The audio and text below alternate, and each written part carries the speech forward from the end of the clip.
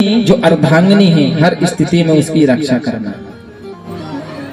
सो महाराज कंस से कह रहे हैं वसुदेव कि देखिए आप इतने बड़े राजा हो और आप एक अबला नारी को मारोगे और वो भी आपकी बहन है, उसको अगर आप मारोगे आपकी क्या कीर्ति बचेगी, क्या यश बचेगा, सब नाश हो जाएगा। इसलिए आपको शर्म नहीं आएगी क्या? सो महाराज यह कंस कहता है कि ठीक है हम नहीं मारेंगे तो इसका जो पुत्र होगा अष्टम वह हमें मार डालेगा, इसलिए इसको मारना अनिवार्य है। अब महाराज वसुदेव जी खूब समझाते हैं।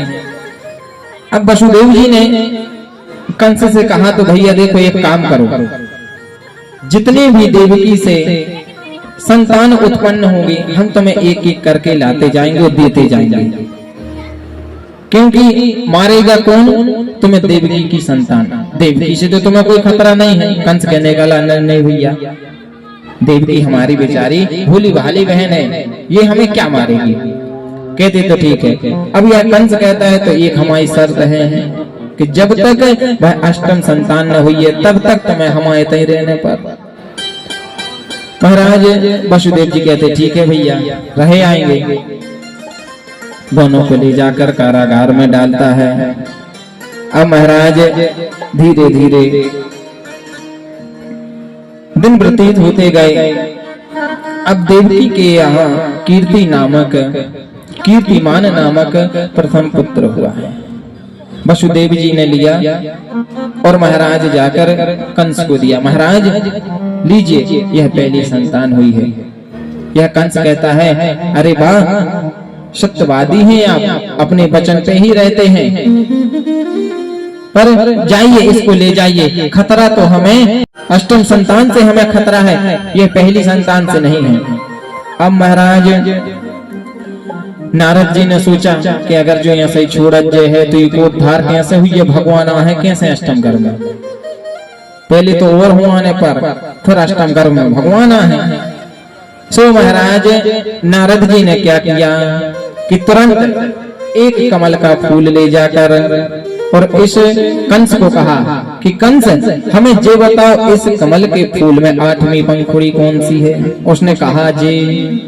नारद जी ने तुरंत ही घुमा दी कि अब बताओ कई जा वाली, फिर घुमाई कई जा। अब महाराज इसका सिर चकरा गया। कहता गुरुजी तुम अच्छे आ गए, अब हम समझ गए जो पहलो है वो 8वां हो सका तो जो 8वां वो पहलो भी हो सका। कहूँ तो मारने आए का पता पहले ही आ जाए। महाराज क्योंकि नारद जी का तो काम है लड़ाना भड़ाना। हम कहते ही हैं कि देखो नारद भाई काम कर रहा हो, जब जे को अपनी बुराई करा तो नाय माय की बात है, चुगलत है। बिल्कुल देखो नारद भाई काम कर रहा हो, बिल्कुल नारद हो रहा हो, नाय की माय भड़ा करे। महाराज तुरंत ही अपने सैनिकों को आज्ञा दी कि जाओ और वसुदेव से वह पुत्र छीन कर लाओ। सैनिक जाते हैं दौड़कर और उस संतान को छीन कर लाओ, कंस को दिया। कंस ने जाकर शिला पर पटका और वह तुरंत ही समाप्त हो गया बालक। एक टमाटर के जैसे जैसे टमाटर फूट जाता है वह बालक वैसे नष्ट हो गया। महाराज धीरे धीरे इसने यह 6 संतानें समाप्त कर दी।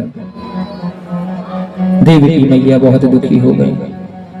अब महाराज सप्तम गर्भ में हमारे जो संकर्षण है बलदाऊ जी वह आते हैं और महाराज वह आते हैं तो प्रभु क्या करते हैं कि संकर्षण जी को महाराज उनकी जो दूसरी पत्नी थी उनके गर्भ में स्थापित कर देते हैं। अब महाराज अष्टम गर्भ में यहाँ भगवान आने वाले हैं और भगवान ने अपनी योग माया से कहा कि तुम एक काम करो, तुम जाओ और गोकुल में नंद भवन में यशोदा मैया के यहाँ प्रकट होना। कहा प्रभु इससे क्या होगा? कहा जब हम वहां जाएंगे और तुम्हें वसुदेव जी यहाँ लेकर आएंगे और जैसे ही यह कंस तुम्हें मारने का प्रयास करे तो तुम उड़ जाना और चतुर्भुजी होकर उसे डराना और जैसे ही तुम डराओगे तभी से तुम काली मैया जगदम्बा मैया चंडी बंडी हुई के पुजारी लगो। जो जाने कितनी मैया बन के तुम पूजो। महाराज कहा ठीक है, योग माया को आदेश दिया।